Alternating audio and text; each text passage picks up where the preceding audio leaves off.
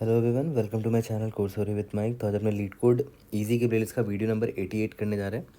And I think I have got heat stroke, तो थोड़ा I think 2 या 3 दिन के लिए रेस्ट मोड में ही रहूँगा मैं।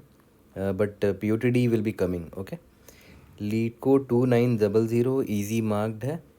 देखते हैं आज का मोटिवेशन क्या है। You are sacrificing comfort, ease and your time for that one dream, for that one goal that you have been working on. One day that dream will thank you louder than every sleepless night ever could. Okay, हमेशा याद रखना कि फल ज़रूर मिलेगा जो आप hard work आज कर रहे हो। Okay, longest unequal adjacent groups subsequence part 1। ठीक है, तो you are given a string array words and a binary array groups both of length n where words i is associated with groups i.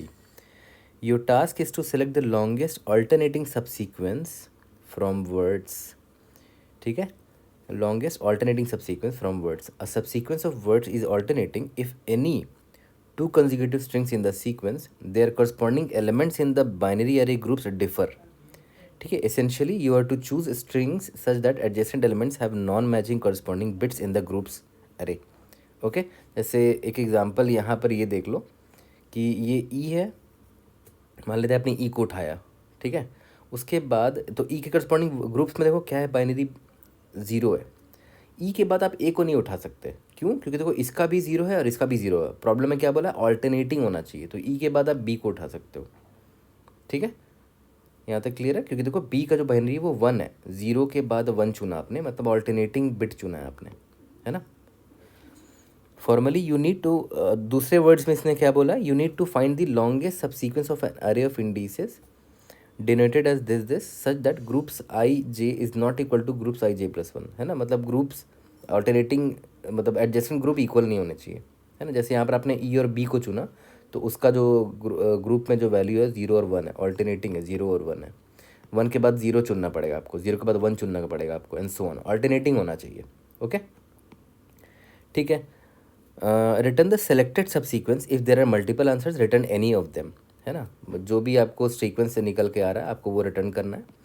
ठीक है, the elements in words are distinct. Okay, तो देखते हैं यहाँ पर आपको साफ साफ दिख रहा है कि आंसर आपका ई और बी है, क्योंकि अगर आप ई और बी को चुनेंगे तो उसके कॉरस्पॉन्डिंग जो बाइनरी बिट है वो देखो इसका 0 और इसका 1 है, ऑल्टरनेटिंग है ना। यहाँ पर इसका मतलब ये भी हुआ कि आप ए और बी को भी चुन सकते थे, वो भी आपका करेक्ट आंसर होता, क्योंकि देखो ए का बाइनरी बिट 0 है और बी का बाइनरी बिट 1 है, मतलब ऑल्टरनेटिंग है 0 1। ओके, तो ये भी आंसर सही है और ए और बी भी आंसर सही होता। यहाँ पर देखो ABCD है, तो यहाँ पर आप ए को चुना, मान लेते हैं इसका 1 है। ए के बाद आप बी को चुन सकते हो, क्योंकि 1 के बाद देखो 0 आ गया। बी के बाद आप सी को भी चुन सकते हो, क्योंकि देखो 0 के बाद 1 आ गया। तो ग्रुप में आपने किसको किसको चुना, देखो तो 1 को चुना, 0 को चुना, 1 को चुना। ऑल्टरनेटिंग दिख रहा है आपको, है ना। तो इसीलिए ABC आप चुन सकते हो। उसके बाद आप डी को चुन सकते हो क्या? नहीं चुन सकते, क्यों? क्योंकि डी का वैल्यू यहाँ पर 1 है और आपका जो सीक्वेंस चल रहा था 1 0 1 1 0 1, उसके बाद दोबारा 1 आ गया, ऑल्टरनेट नहीं हुआ यहाँ पर। 1 के बाद 0 आना चाहिए था यहाँ पर, है ना। इसीलिए आप इस डी को नहीं उठा सकते। तो आपका आंसर क्या हुआ? ABC, है ना। ये देखो ABC। इसका एक और आंसर पॉसिबल है, अगर आप नोटिस करो। मान लेते हैं आपने अगर ए को उठाया, उसके बाद बी को उठाया, 1 के बाद 0 है, उसके बाद डी को उठा लिया, क्योंकि देखो 1 0 फिर 1, है ना। तो इसका एक और आंसर पॉसिबल था, A B और D, है ना। ऑल्टरनेटिंग वैल्यू होना चाहिए ग्रुप में उस स्ट्रिंग का जिसको आप उठा रहे हो। देखते हैं हमारा थॉट प्रोसेस क्या होगा। तो प्रॉब्लम ज़्यादा लंबा नहीं है, आसानी से सॉल्व कर लोगे। मैंने थोड़ा बड़ा एग्जांपल लिया ताकि अच्छे से समझ में आ जाए। अगर आप नोटिस करो, जैसे मान के चलते हैं, एक बार रीट्रेट मारते हैं। प्रॉब्लम में क्या बोला कि जैसे मान लेते हैं आपका मन हो, देखो बेस्ट केस तो ये हुआ कि आप पूरा का पूरा स्ट्रिंग ले पाओ, है ना। क्योंकि यहाँ पर प्रॉब्लम में क्या बोला है, लॉन्गेस्ट ढूंढना है आपको, है ना, लॉन्गेस्ट। तो यहाँ पर बेस्ट केस सिनारियो क्या होगा कि पूरा का पूरा स्ट्रिंग आपको मिल जाए, पूरा का पूरा वर्ड्स अरे मिल जाए आपको। बट पूरा नहीं मिल सकता, ऑब्वियस सी बात है। तो मान लेते हैं मैंने स्टार्ट किया यहाँ से, ए को लेना स्टार्ट किया, मैंने ए को लिया, ठीक है, और ए का करस्पॉन्डिंग बिट 0 है। अब जब मैं यहाँ पर आया तो मैंने देखा कि इसका जो बिट है, इसका जो बिट है वो 0 है, जो कि अपने लेफ्ट हैंड साइड के बराबर था, है ना। तो इसको आप नहीं ले सकते, ऑब्वियस बात है, क्योंकि देखो ये 0 0 दोनों एडजेसेंट 0 0 है, मतलब सेम वैल्यू है। हमें ऑल्टरनेट करना था, तो इसमें से मैंने ए को ले लिया। ओके, फिर आई जब यहाँ पर आया तो मैंने ये देखा कि ये 1 है, लास्ट टाइम हमने 0 को लिया था ना, और अब ये 1 है, तो आप इसको ले सकते हो, सी को ले सकते हो, ठीक है। इसके बाद आप आई यहाँ पर आए, तो लास्ट आपने लिया था इस 1 को लिया था ना लास्ट, दोबारा से 1 आ गया, तो आप इसको नहीं ले सकते, ऑब्वियस सी बात है ना। तो इसमें आपने सी को लिया, फिर आई यहाँ पर आया। अब देखो एक ऑल्टरनेटिंग वैल्यू मिल गया, 0 मिल गया, लास्ट टाइम आपने 1 लिया था, तो आप इसको ले सकते हो, आपने जी को ले लिया। फिर आई जब यहाँ पर आया, तो इसकी करस्पॉन्डिंग वैल्यू देखो 1 है, और लास्ट टाइम आपने 0 लिया था, ठीक है। तो देखा है, तो आपने लास्ट टाइम क्या लिया था उससे मतलब है बस आपको, लास्ट टाइम आपने 0 लिया था ना, ठीक है। तो हम क्या करेंगे, यहाँ पर एच को ले सकते हैं, ठीक है। फिर आई यहाँ पर आया, फिर इसको भी ले सकते हैं क्या, हाँ ले सकते हैं, क्योंकि देखो इसका वैल्यू 0 और लास्ट टाइम आपने ये लिया था 1 लिया था, तो अब डी को भी ले सकते हो। फिर आई जब यहाँ पर आया तो आप अपने याद है इसको लिया था, इसको लिया था, इसको भी लिया था। आई जब यहाँ पर आया तो इसने देखा कि लास्ट टाइम 0 था और अभी भी 0 है, तो दोनों सेम है ना, तो आप नहीं ले सकते इस जेड को, ठीक है। फिर आई मेरा आउट ऑफ बाउंड हो गया। तो आपने नोटिस किया यहाँ पर ए सी जी एच डी, यानी कि हमें कितने लेंथ का मिल पा रहा है, 5 लेंथ का मिल पा रहा है, ओके। तो अब यहाँ पर एक चीज़ ध्यान दो, मैं यहाँ पर रेड पेन से शो करता हूँ। अगर आप यहाँ पर नोटिस करो, यहाँ पर 0,0 एक ग्रुप था, इनका वैल्यू सेम था 0 0, इसीलिए हम कंजिक्यूटिवली या इस ग्रुप में कंजिक्यूटिव एलिमेंट्स को नहीं ले सकते, मतलब ए बी को नहीं ले सकते, किसी एक को ही ले सकते हैं, है ना, या तो ए को ले लो या तो बी को ले लो। सिमिलरली यहाँ पर भी देखो, ये देखो कंजिक्यूटिव ग्रुप है 1 1 का, तो इसमें मैं दोनों एलिमेंट को नहीं ले पाऊंगा, सी और एफ को नहीं ले पाऊंगा, क्यों, क्योंकि देखो दोनों का वैल्यू 1 1 है ना, तो सी और एफ को नहीं ले पाऊंगा, किसी एक को ले पाऊंगा। तो ये एक ग्रुप मिला मुझे 1 1 का, मतलब एक ऐसा ग्रुप जिसमें सारे बिट की वैल्यू इक्वल है, यहाँ पर 1 है, इधर भी 1 है। ये एक ऐसा ग्रुप है जहाँ पर सबका वैल्यू 0 है, 0 0, ठीक है। ये एक ग्रुप दिखा जिसमें सिर्फ वैल्यू 0 है, फिर ऑल्टरनेट हो गया 1। फिर यहाँ पर एक ग्रुप दिखा जिसकी सारे वैल्यू 0 है, ठीक है। ये देखो सारे वैल्यू 0, तो यहाँ से भी आपने सिर्फ एक को उठाया था, डी को उठाया था, ठीक है। तो अगर आप नोटिस करो, ये एक ग्रुप है जिसमें सारे 0 हैं, ये एक ग्रुप है जिसमें सारे 1 है, ये एक ग्रुप है जिसमें 0 है, ये एक ग्रुप है जिसमें 1 है, ये एक ग्रुप है जिसमें सारे 0 हैं। अगर आपको अल्टरनेट करना है तो देखो यहाँ पर आपने इस ग्रुप से ए को चुना था ना, आप इस ग्रुप से बी को भी चुन सकते थे, ठीक है, लेकिन किसी एक को ही चुन पाओगे। अगर यहाँ मान लेते हैं यहाँ पर एक और 0 होता और यहाँ पर एक और वैल्यू होता, मान लेते एक्स होता, तो या तो आप एक्स चुनते, या तो ए चुनते, या तो बी चुनते, तो उस वक्त ग्रुप ये बन रहा होता, क्योंकि देखो तीनों 0 है ना, तो आप कंजिक्यूटिवली नहीं उठा सकते थे इसमें से एलिमेंट्स को, क्योंकि उनका ग्रुप का वैल्यू सेम है, ठीक है। तो यहाँ पर आपने क्या किया, या तो आप ए उठा सकते थे इस ग्रुप से, या तो बी उठा सकते थे, तो ए उठाने पर भी एक आंसर आ रहा है आपका, है ना, तो बी भी आप ले सकते थे आराम से। सिमिलरली इस ग्रुप में देखो लास्ट टाइम आपने सी लिया था, तो आप यहाँ पर इसको भी उठा सकते थे, इसको भी ले सकते थे, सिर्फ इसको इस ग्रुप में से, तो आप एफ़ ले सकते थे, ठीक है। उसके बाद यहाँ पर जी तो आप ले ही सकते हो, क्योंकि इस ग्रुप में एक ही एलिमेंट है। फिर यहाँ पर एच में एक ही ग्रुप है, इसमें एक ही एलिमेंट है, एच ले सकते थे। यहाँ पर देखो इस ग्रुप में देखो डी और जेड है ना, डी है और जेड है, तो आपने डी को उठाओ या तो जेड को उठाओ, दोनों को नहीं उठा सकते, क्योंकि दोनों का देखो बिट वैल्यू सेम है 0 0। तो अब लास्ट में आपने डी उठाया तो आप जेड भी उठा सकते थे, ठीक है। तो आपने आप नोटिस करो, इसका आंसर ये भी हो सकता था b f g h z, क्योंकि देखो बी के करस्पॉन्डिंग का जो वैल्यू है वो 0 है, एफ़ का वैल्यू 1 है, जी का वैल्यू 0 है, एच के करस्पॉन्डिंग वैल्यू 1 है, और जेड की करस्पॉन्डिंग वैल्यू 0। देखो अल्टरनेट है ना, 0 1 0 1 0, ठीक है। तो इसका 2 आंसर पॉसिबल हुआ, है ना।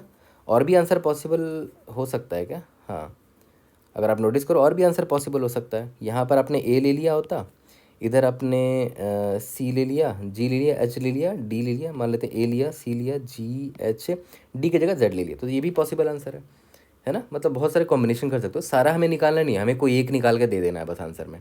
बट हमारा क्रक्स क्या था, आपने नोटिस किया कि हम जैसे ही किसी को उठाते हैं, जैसे मान लेते हैं ये एक ग्रुप था, हम इस ग्रुप से हमने एक को उठाया, फिर इस ग्रुप से हमने एक को उठाया, और वो हम पता कैसे कर रहे हैं कि ये डिफरेंट ग्रुप है।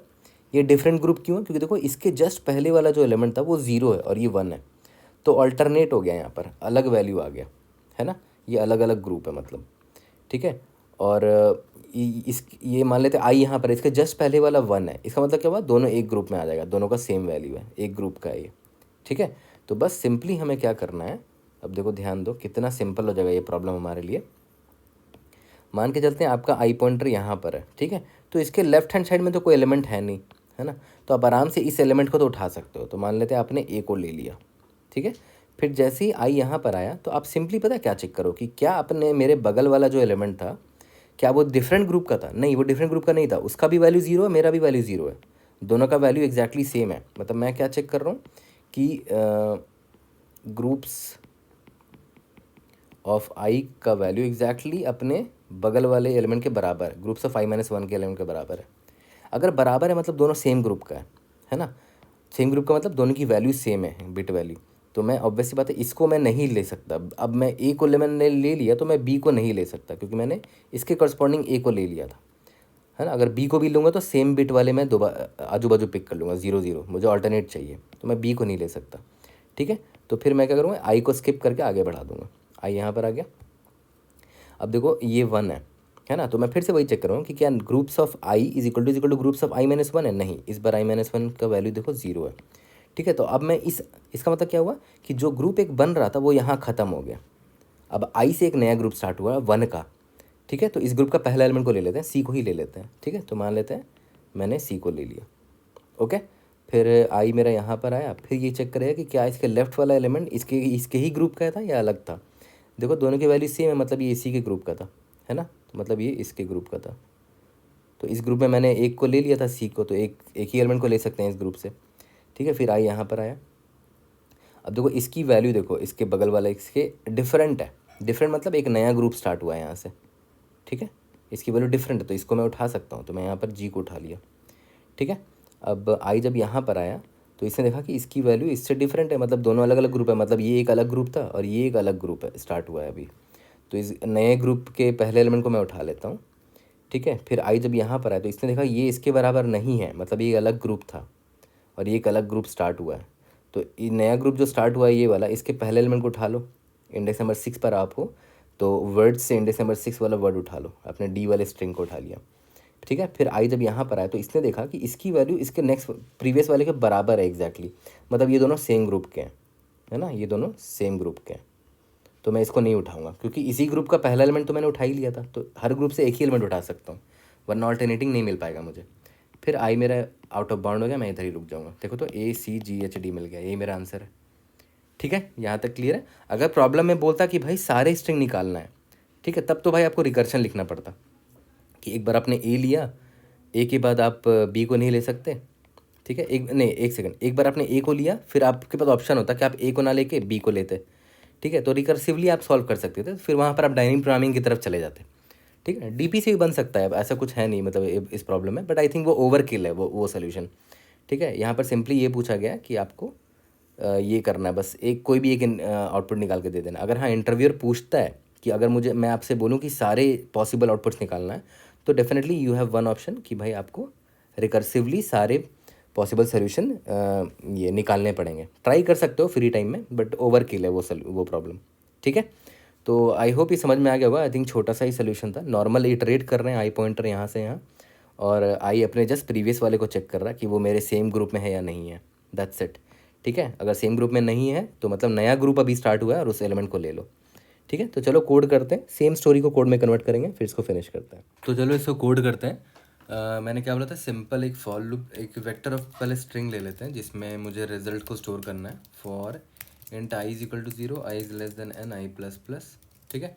फॉर एवरी आई आप बस इतना चेक करते हो कि क्या ग्रुप्स ऑफ आई ये अपने प्रीवियस वाले वैल्यू के बराबर है कि नहीं, groups of I minus one, ठीक है। अगर बराबर नहीं है मतलब एक न्यू ग्रुप स्टार्ट हुआ है, new group started, so pick the first element from that group, ठीक है। उस ग्रुप से एक ही एलिमेंट उठाना है, तो मैंने पहले वाले को उठा लिया।